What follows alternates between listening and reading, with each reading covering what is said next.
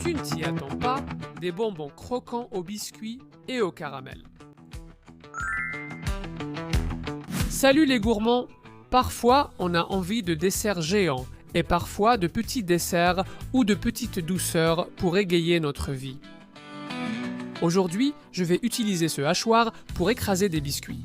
Je te rappelle que tu peux aussi utiliser un sac et les écraser dedans, tout simplement.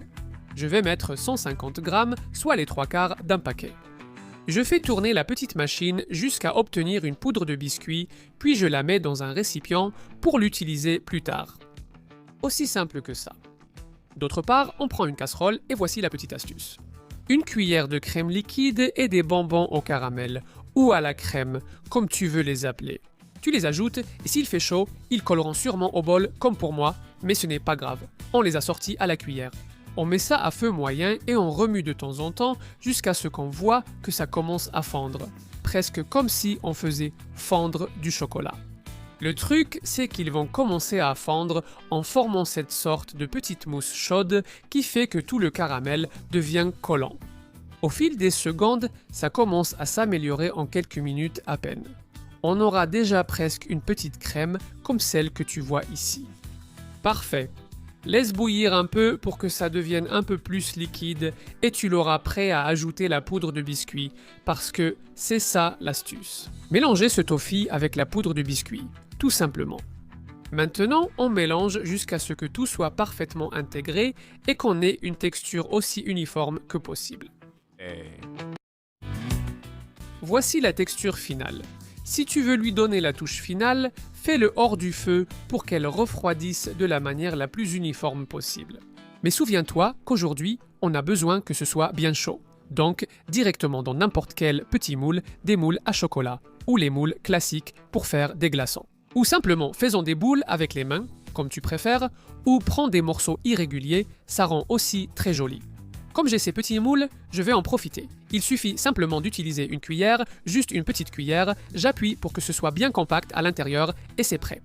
Tu peux aussi les faire dans un format un peu plus grand.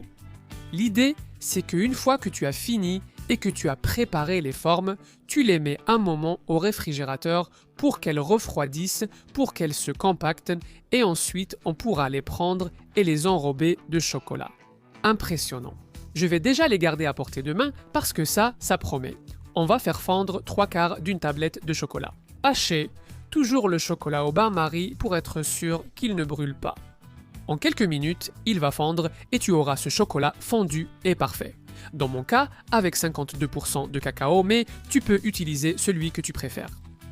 Si tu as utilisé des moules de ce type, il suffit d'appuyer par en dessous sur le silicone et la forme sortira. Aussi simple que ça. Ensuite, tu le plonges ici dans le chocolat tout juste fondu, encore bien chaud.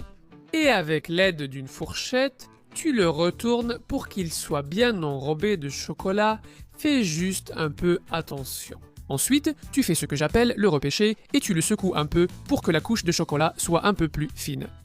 Voilà, c'est prêt. Dépose-le sur du papier sulfurisé ou une plaque en silicone pour que le chocolat commence à durcir un peu.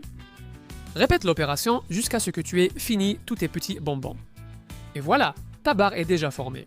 Je mets le plateau au réfrigérateur pour qu'il se solidifie. Regarde combien j'en ai obtenu. Un plateau super gourmand, des douceurs géniales. Regarde, regarde, regarde, regarde, regarde encore. Et j'espère que tu m'aideras à décider lesquels tu préfères. Franchement, ils sont délicieux et leur goût est vraiment surprenant. Le seul doute, c'est de savoir si je les préfère en grand format ou en petit format. Et j'espère que tu seras là pour me dire lequel tu préfères. Qu'est-ce que tu aimes le plus? Et c'est vrai que savourer des douceurs à la maison, c'est un vrai plaisir. Surtout si tu as quelqu'un avec qui les partager ou si quelqu'un vient chez toi. J'espère que tu me diras en commentaire ci-dessous avec quoi tu as l'habitude de surprendre les autres. Comme ça, on se donne des idées tous ensemble. Dis-moi aussi d'où tu regardes la vidéo pour qu'on fasse le tour du monde ensemble, parmi toutes ces bonnes choses. À la prochaine!